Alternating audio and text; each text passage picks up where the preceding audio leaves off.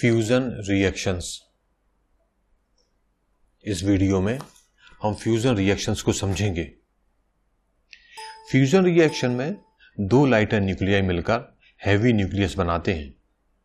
इस प्रोसेस में energy release होती है क्योंकि प्रोडक्ट न्यूक्लियस का मास रिएक्टेंट न्यूक्लियाई के मास से कम होता है।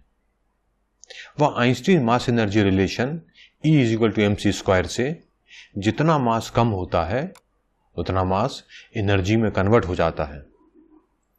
फ्यूजन रिएक्शन को एक्सट्रीमली हाई टेम्परेचर व एक्सट्रीमली हाई प्रेशर की जरूरत पड़ती है।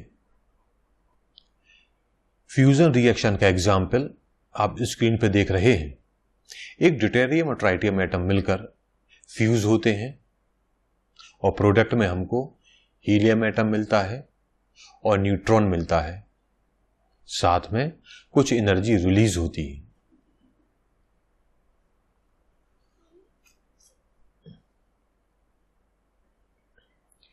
जैसे ही लाइटर एटम के न्यूक्लियाई एक दूसरे के करीब लाए जाते हैं तो न्यूक्लियाई के पॉजिटिव चार्जेस के रिपल्शन के कारण वे डिस्टेबलाइज्ड हो जाते हैं।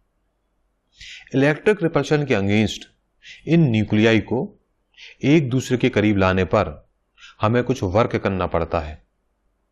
यदि यह वर्क या एक्टिवेशन एनर्जी रिपल्सिव फोर्सेस से ज्यादा हो तो फ्यूजन प्रोसेस होगी व large amount of energy release होगी।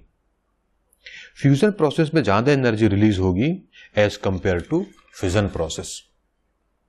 फ्यूजन रिएक्शन के कुछ एग्जाम्पल्स आप स्क्रीन पे देख रहे हैं।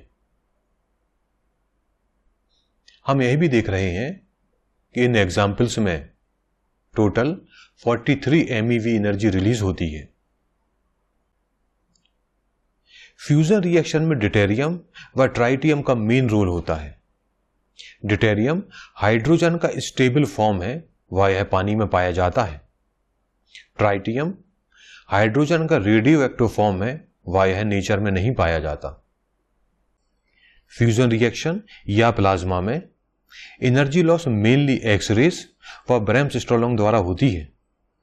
फ्यूजन रिएक्शन को मेंटेन रखने के लिए rate of generation of energy rate of loss of energy के बराबर होना चाहिए। अब हम देखते हैं कि फ्यूजन रिएक्शन को मेंटेन रखने के लिए कंडीशंस क्या हैं। पहला आता है कंटेनमेंट। फ्यूजन या प्लाज्मा को लॉन्ग टाइम तक सुरक्षित रखने के लिए व कंटेनर की वॉल तक पहुंचने से रोकने के लिए मैग्नेटिक बॉटल मेथड अहम होती है।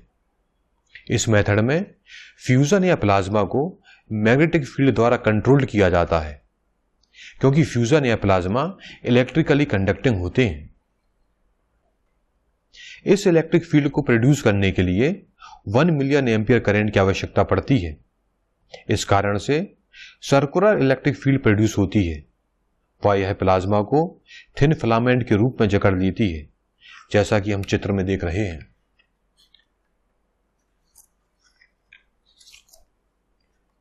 नेक्स्ट है प्लाज्मा स्टेबिलिटी। मैग्नेटिक व इलेक्ट्रोस्टैटिक लीकेजेस के कारण प्लाज्मा फिलामेंट रिगिल के रूप में डिस्टॉर्ट या विकृत हो जाता है, जैसा कि चित्र में दिखाई दे रहा है। एएक्सियल मैग्नेटिक फील्ड की हेल्प से इस रिगिल को सीधा किया जाता है व फ्यूजन या प्लाज्मा स्टेबलाइज्ड हो जाता है। नेक्स्ट है रिएक्शन टाइम। न्यूक्लियर रिएक्टर में यूज के लिए प्लाज्मा को काफी टाइम तक मेंटेन रखना होगा। ऐसा करने में रिएक्टर की डिजाइन व कंस्ट्रक्शन पर बहुत ध्यान देना होगा। प्लाज्मा को कितने समय तक होल्ड किया जा सकता है यह उसकी डेंसिटी पर निर्भर करेगा। ऐसा माना गया है कि प्लाज्मा या फ्यूजन रिएक्शन हमारी ऊर्जा की जरूरतों को मिलियंस ऑफ ईयर्स तक पूरा कर सकते हैं। फ्यूजन फ्यूल भी काफी मात्रा में नेचर में उपलब्ध है। ड्यूटेरियम समुद्र के पानी से मिलता है व ट्राइटियम लिथियम से प्रोड्यूस किया जा सकता है। नेचर में लिथियम की मात्रा पर्याप्त रूप से उपलब्ध है। फ्यूजन का वेस्ट भी हार्मफुल नहीं होता। फ्यूजन रिएक्शंस कार्बन डाइऑक्साइड व अदर ग्रीन हाउस गैसेस को रिलीज नहीं करती। क्लाइमेट चेंज की प्रॉब्लम को भी इससे रोका जा सकता है। Prospects of fusion reactor. 1950 से ही फ्यूजन रिएक्टर के डिजाइन पर कार्य चल रहा है।